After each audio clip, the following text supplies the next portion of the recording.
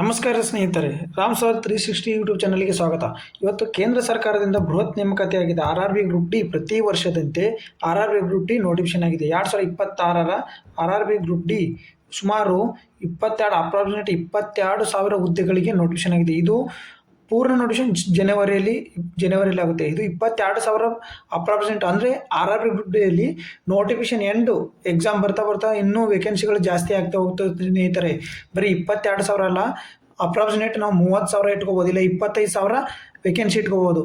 ಈ ನೋಟಿಫಿಕೇಶನ್ ಆದಂಥದ್ದು ಬಂದ್ಬಿಟ್ಟು ಇದು ಅಪ್ಲಿಕೇಶನ್ ಓಪನಿಂಗ್ ಡೇಟ್ ಯಾವಾಗ 21 ಜನವರಿ 1, 2026ರಿಂದ ಅಪ್ಲಿಕೇಶನ್ ಹಾಕೋದಿರುತ್ತೆ ಸ್ನೇಹಿತರೆ. ಅವತ್ತು ನಾವು ಅಪ್ಲೈ ಲಿಂಕ್ ನಮ್ಮ ಟೆಲಿಗ್ರಾಮಲ್ಲಿ ಕೊಡ್ತೀವಿ, ಮತ್ತು ಇದೇ ಯೂಟ್ಯೂಬ್ ಚಾನಲ್ ಇದೇ ವಿಡಿಯೋ ಕೆಳಗೆ ಡಿಸ್ಕ್ರಿಪ್ಷನ್ ಲಿಂಕಲ್ಲಿ ಕೊಟ್ಟಿರ್ತೀವಿ.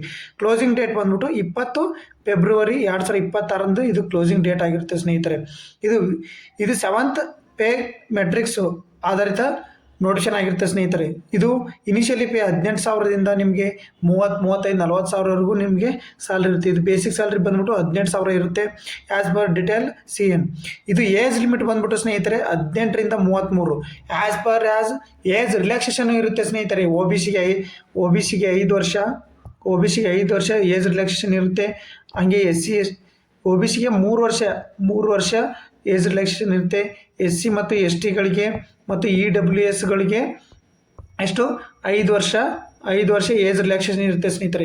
ಇದು 10th ಮುಗಿಸಿ ಯಾರು ಮನೇಲಿ ಕುಂತಿರ್ತೀರ ನೋಡಿ, 10th ಮುಗಿಸಿ ಇದು ಒಳ್ಳೆ ಆಪರ್ಚುನಿಟಿ ಸ್ನೇಹಿತರೆ ನಿಮಗೆ. 10th ಯಾರು ಮುಗಿಸಿರ್ತೀರ, PUC ಮುಗಿಸ್ತಾನೆ 10th ಮುಗಿಸಿರ್ತೀರಲ್ಲ, ಇದು ಏಜ್ ಲಿಮಿಟ್ ಬರೀ 18ರಿಂದ ಸ್ಟಾರ್ಟ್. ಈಗೇನು PUC ಮುಗಿದ ತಕ್ಷಣ ಡಿಗ್ರಿ ಕಲಿಯೋರು ಹಾಕ್ಬೋದು ಸ್ನೇಹಿತರೆ. ನೀವು ನೆನ್ಪಿಟ್ಕೊಳ್ಳಿ. ನಿಮ್ಗೆ ಏನಾದ್ರು ಡೌಟ್ ಇದ್ರೆ, ಸರ್ ನನಗೆ ಇಷ್ಟು ವರ್ಷ ನಾನು ಇದನ್ನು ಕಲಿತಾ ಇದ್ದೀನಿ, ನನಗೆ ಹೆಂಗೆ ಹಾಕೋದು ಗೊತ್ತಾಯ್ತಾರೆ, ಕಮೆಂಟ್ ಬಾಕ್ಸಲ್ಲಿ ತಿಳಿಸಿ ಸ್ನೇಹಿತರೆ. ನಾನು ನೀವು ಪೂರ ಡೀಟೇಲ್ಸ್ ಕೊಡ್ತೇನೆ. ಬಟ್ ಇದ್ರ ಎಕ್ಸಾಮ್ ಪ್ಯಾಟರ್ನ್ ಯಾವ ಥರದಿಂದ ನೋಡ್ತಾ ಹೋಗೋಣ ಸ್ನೇಹಿತರೆ. ಇದ್ರ ಎಕ್ಸಾಮ್ ಪ್ಯಾಟರ್ನ್ ನೋಡ್ತಾ ಹೋಗೋಣ. ಯಾವ ರೀತಿ ಎಕ್ಸಾಮ್ ಇರುತ್ತೆ. ಈಗ ಏಜ್ ಲಿಮಿಟ್ ಗೊತ್ತಾಯ್ತು ನಿಮಗೆ, ಎಷ್ಟು ಹುದ್ದೆಗಳು ಗೊತ್ತಾಯಿತು, ಇದು ಯಾವಾಗ ಡೇಟ್ ಹಾಕೋದು ಗೊತ್ತಾಯಿತು. ಇದ್ರ ವೆಬ್ಸೈಟ್ ಲಿಂಕನ್ನು ನಾನು ಯೂಟ್ಯೂಬ್ ಡಿಸ್ಕ್ರಿಪ್ಷನಲ್ಲಿ ಕೊಟ್ಟಿರ್ತೀನಿ. ಇದ್ರ ವೆಬ್ಸೈಟನ್ನು ಜನವರಿ 21ಕ್ಕೆ ಓಪನ್ ಆಗುತ್ತೆ ಸ್ನೇಹಿತರೆ. ಇದ್ರದ್ದು ಎಕ್ಸಾಮ್ ಯಾವ ರೀತಿ ಇರುತ್ತೆ ನೋಡ್ಕೊತ ಹೋಗೋಣ ಸ್ನೇಹಿತರೆ. ಇದು ಎಕ್ಸಾಮ್ ಬಂದ್ಬಿಟ್ಟು ನೋಡ್ಕೊಳ್ಳಿ. ಇದು 4 ರೀತಿ ಅಂತ ಎಕ್ಸಾಮ್ ನಡೆಸಲಾಗಿರುತ್ತೆ. ಅಂದರೆ 90 ಮಿನಿಟ್ ಇದ್ದು 100 ಮಾರ್ಕ್ಸಿಗೆ ಎಕ್ಸಾಮ್ ಇರುತ್ತೆ ಸ್ನೇಹಿತರೆ. ಇದು 100 ಮಾರ್ಕ್ಸಿಗೆ. ಅಂದರೆ ಜನರಲ್ ಸೈನ್ಸು 25 ಮಾರ್ಕ್ಸಿಗೆ. ನಿಮಗೆ ಇದರಲ್ಲಿ ಯಾವ್ಯಾವ ಟಾಪಿಕ್ ಕೇಳ್ತಾರಂತ ಹೇಳ್ತೀನಿ ನಿಮ್ಮ ಸ್ನೇಹಿತರೆ, ವೇಟ್ ಮಾಡಿ ಇಲ್ಲಿ ನೋಡ್ಕೊಳ್ಳಿ. ಮ್ಯಾಥಮೆಟಿಕ್ಸ್ 25 ಮಾರ್ಕ್ಸಿಗೆ, ಜನರಲ್ ಇಂಟೆಲಿಜೆನ್ಸ್ ಆ್ಯಂಡ್ ರೀಸನಿಂಗ್ 30 ಮಾರ್ಕ್ಸಿಗೆ ಇರುತ್ತೆ ಸ್ನೇಹಿತರೆ.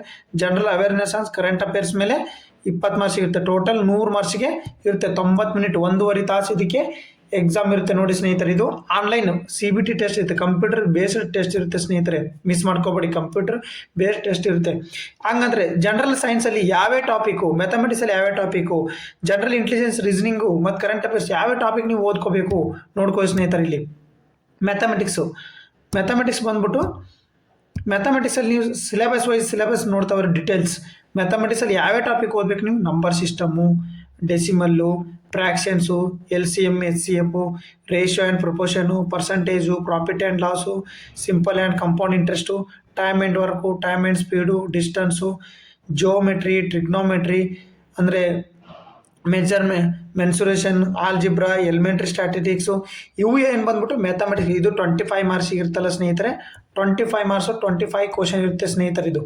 ಇದು ನಿಮಗೆ ಮ್ಯಾಥಮೆಟಿಕ್ಸ್. ಇಷ್ಟು ಚಾಪ್ಟರ್ ಪೂರ್ತಿ ನಿಮಗೆ ಬರ್ತಾ ಇದ್ರೆ 25 ಮಾರ್ಕ್ಸ್ ತೆಗಿಬೋದು ಸ್ನೇಹಿತರೆ. ನೆಕ್ಸ್ಟ್ ನೋಡ್ತಾ ಹೋದರೆ, ನೆಕ್ಸ್ಟ್ ನೋಡಿ, ಈಗ ಸೆಕೆಂಡ್ ಬಂದ್ಬಿಟ್ಟು general intelligence and reasoning and ಇದು 30 ಕ್ವಶನ್ ಇರುತ್ತೆ. ಇದು ಇಂಪಾರ್ಟೆಂಟು.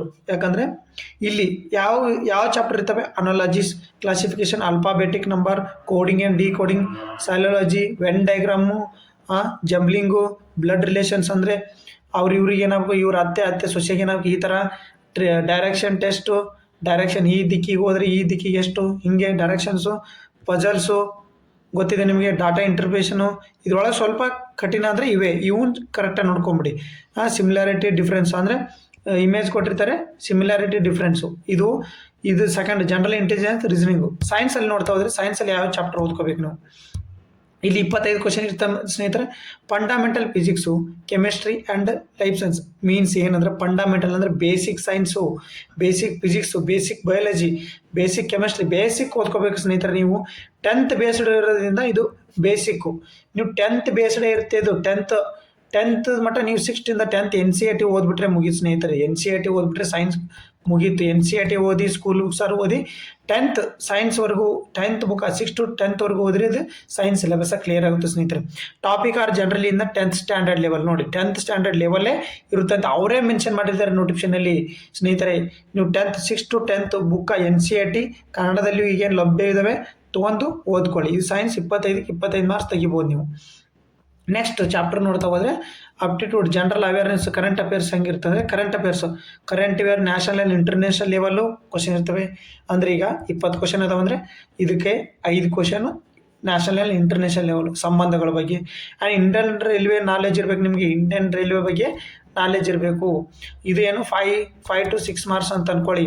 ಆ geography, history, polity, culture, sports, personality, economics ಇದು ನಾರ್ಮಲ್ ಸಿಲೆಬಸ್. ನೀವು ಏನು ಸ್ಟೇಟ್ ಗೌರ್ಮೆಂಟಿಗೆ ಸಿಲೆಬಸ್ ಓದ್ತೀರಾ ಅದೇ ಸಿಲೆಬಸ್ ಇರ್ತೀವಿ. ಒಂದು 10 ಕ್ವಶನ್ ಇರ್ತಂತೆ, ಇಲ್ಲ 9 ರಿಂದ 10 ಕ್ವಶನ್ ಇರ್ತವೆ ಸ್ನೇಹಿತರೆ. ಇಲ್ಲಿ 20 ಕ್ವಶನ್ ಕವರ್ ಮಾಡ್ಕೋಬೋದು ಸೈನ್ಸ್, ಮತ್ತು ಇದು 20 ಕ್ವಶನ್ ಕವರ್ ಮಾಡ್ಕೋಬೋದು. ಇನ್ನೊಂದು ಏನು ಅರ್ಥ ಮಾಡ್ಕೊಳ್ಳಿ ಅಂತಂದರೆ, ಇದು CBT ಟೆಸ್ಟ್ ಇರುತ್ತೆ, ಆನ್ಲೈನ್ ಟೆಸ್ಟ್ ಇರುತ್ತೆ ಸ್ನೇಹಿತರೆ, ನೆನ್ಪಿಟ್ಕೊಳ್ಳಿ. ಇದಕ್ಕೆ ನೆಗೆಟಿವ್ ಮಾರ್ಕ್ಸ್ ಕೂಡ ಇರುತ್ತೆ. ನೆಗೆಟಿವ್ ಮಾರ್ಕ್ಸ್ ಹೆಂಗಂದರೆ 1/3 ಇರುತ್ತೆ. ಅಂದರೆ 3 ಆನ್ಸರ್ ನೀವು ತಪ್ಪು ಹಾಕಿದರೆ 1 ಮಾರ್ಕ್ಸ್ ಹೋಗುತ್ತೆ ಸ್ನೇಹಿತರೆ. 3 ಮಾರ್ಕ್ಸ್ ತಪ್ಪು ಹಾಕಿದರೆ 1 ಮಾರ್ಕ್ಸ್ ಹೋಗುತ್ತೆ. ಅಂದರೆ 1/3 ನೆಗೆಟಿವ್ ಮಾರ್ಕ್ಸ್ ಇರುತ್ತೆ, ನೆನ್ಪಿಟ್ಕೊಳ್ಳಿ. ಇದರ ಬಗ್ಗೆ ನಿಮ್ಗೆ ಏನಾದ್ರು ಇನ್ನೂ ಡೌಟ್ ಇದ್ದರೆ ಕಮೆಂಟ್ ಬಾಕ್ಸಲ್ಲಿ ಕಮೆಂಟ್ ಹಾಕಿ. ಇದು ನಿಮಗೆ ಬಂದ್ಬಿಟ್ಟು 22,000 ಹುದ್ದೆಗಳು. ಇದು ಹೆಚ್ಚಿಗೆ ಆಗುತ್ತೆ ಸ್ನೇಹಿತರೆ, ಕಡಿಮೆ ಮಾತ್ರ ಆಗಲ್ಲ.